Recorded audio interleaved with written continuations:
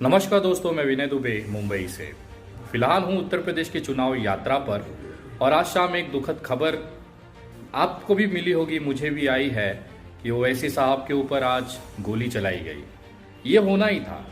जिस तरह से नफरत की पैदावार हमारे देश में भेजी जा रही है, पैदा की जा रही है, ये सब भारतीय जनता पार्टी का विकास है।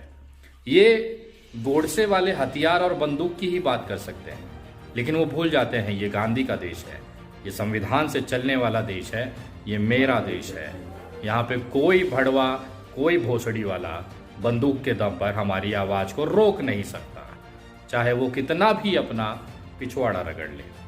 और जो भी ये कहते हैं कि ओवैसी जो है वो भारतीय जनता पार्टी का बी टीम है, मैं उन लोगों से पूछना चाहता हूँ और आपको बताना चाहता हूँ, बहुत नज़दीकी से मैंने ओवैसी साहब को देखा है, बहुत नज़दीकी से मैंने भारतीय जनता पार्टी की सरकार को देखी है।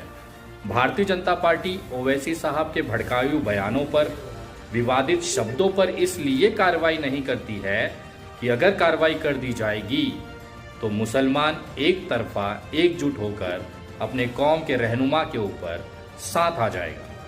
लेकिन अगर ये कार्रवाई नहीं होती है तो मुसलमानों के अंदर खास तौर पर एक ये संदेश दिया जाता है कि भारतीय जनता पार्टी ओवैसी जी को संरक्षण दे रही है, उस पर कार्रवाई नहीं कर रही है। तो ये जानबूझकर इस तरह से किसी भी कार्रवाई से ओवैसी जी को बचाया जाता है ताकि देश के मुसलमानों को भ्रमित रखा जा सके कि ओवैसी जो है वो हमारे अंडर कवर एजेंट हैं।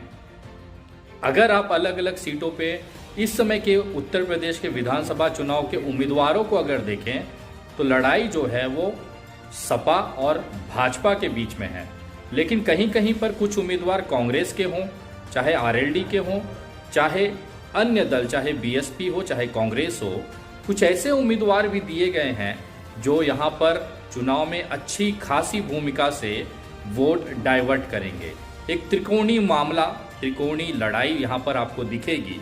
लेकिन इन दो पार्टियों की जो एनडीए है, मतलब जो नॉन बीजेपी अलायंस पार्टियां हैं, अगर वो आपस में लड़कर वोट कटवा लेंगी और भारतीय जनता पार्टी वहां पर जीत जाएगी तो कोई भी देश का नागरिक ये नहीं कहेगा कि ये एजेंट हैं भाजपा के।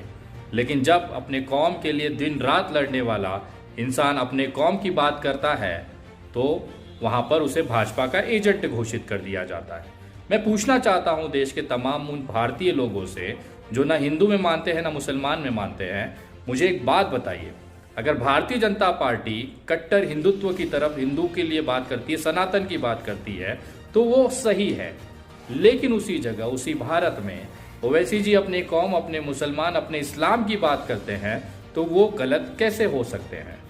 मेरी नज़र में भारतीय जनता पार्टी और ओवैसी जी का जो विचारधारा, जो कार्यकलाप है, वो एक ही है।